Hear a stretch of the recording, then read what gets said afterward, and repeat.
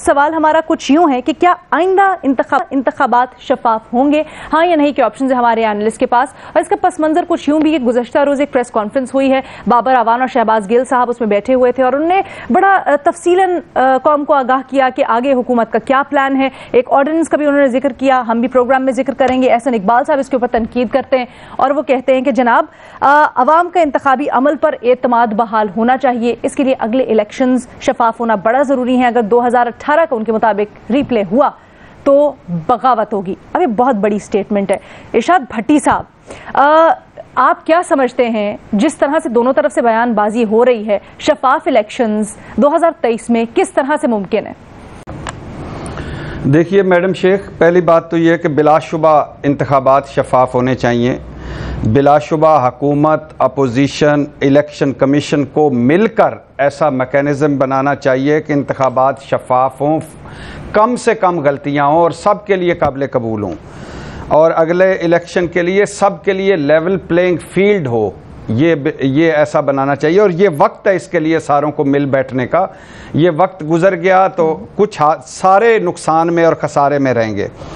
और बिलाशुबा मैडम शेख की हुकूमत तुली हुई है कि इस मरतबा अगले इलेक्शन जो हैं वो इलेक्ट्रॉनिक मशीनों पर होंगे और ओवरसीज़ वोटिंग भी होगी। हर काबीना मीटिंग के शुरू में या एंड पर वज़ीर आज़म साहब बाबर अवान और शिबली फराज साहब से इस पर ब्रीफिंग लेते हैं पिछली और मुसलसल इस पर फोकस किए हुए हैं। और जिस तरह इलेक्शन कमीशन के एतराज़ात हैं, जिस तरह अपोजिशन के एतराज़ात हैं, जिस तरह हुकूमत कर रही है, मुझे लग रहा है ये मामला सुप्रीम कोर्ट भी जा सकता है। अब मैडम शेख, क्या इंतखाबात शफाफ हो पाएंगे? मुझे नहीं लगता, अल्लाह करे मैं गलत हूँ, लेकिन मुझे नहीं। जी बिल्कुल, ये मुझे सुना जा रहा है कि खबर ही समझ लें। अच्छा। और अल्लाह करे ना जाए। सर कैसे जाएगा, किस कैपेसिटी में जाएगा? ये लोग बिल आने वाले हैं ना असेंबली में। जी ये बिल आ रहे हैं। इलेक्शन कमीशन के एतराज़ात वो पूरे ख़त्म नहीं हो पा रहे और अपोजिशन के अपने एतराज़ात हैं। अपोजिशन कुछ अपना वाइट पेपर तैयार कर रही है, इलेक्शन कमीशन अपने उसके एतराज़ात तहफ़्फ़ुज़ात हैं, हुकूमत की अपनी जल्दी है। तो ये मुझे लग रहा है कि अपोजिशन या इलेक्शन कमीशन अदालत जा सकती है। अच्छा, क्या इंतखाबात शफाफ हो पाएंगे? मुझे नहीं लगता हो पाएँ। क्यों? क्योंकि हमारे डीएनए में नहीं है कि इंतखाबात को मानना। हमारे लिए इंतखाबात शफाफ वही हैं जिसमें हम जीतें। अगर हम हार गए तो इलेक्शन धांधली ज़दा हैं, मैनेजेबल हैं। किसी ने और ने, कुटपुतलियों ने, पता नहीं किस किस ने, खलाई मखलूक ने, जिन्नों ने, परियों ने इलेक्शन चुरा लिए।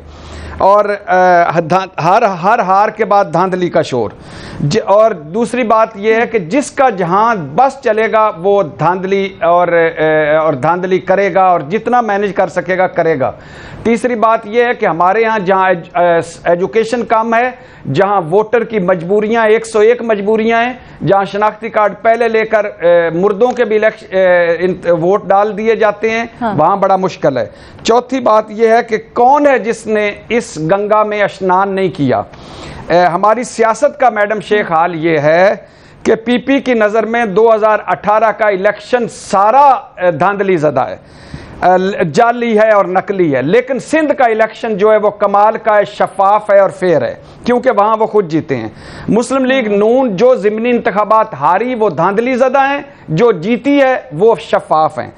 तरीके इंसाफ 2013 के इलेक्शन धांधली ज़दा है क्योंकि वो हार गए थे। 2018 के इलेक्शन, लेकिन आप ये जब कहते हैं ना कि 2018 के इलेक्शन, जनाब इसीलिए स्टडीज कंडक्ट होती हैं और फिर इंडिपेंडेंट सर्वेज होते हैं जो बताते हैं कि जमाते तो यकीनन उनके वेस्टेड इंटरेस्ट होते हैं, लेकिन किस तरह से इलेक्शंस आइदर मैनिपुलेटेड थे या नहीं थे या धांधली किस हद तक हुई, इसलिए इसके लिए ऑर्गेनाइजेशंस भी मौजूद हैं।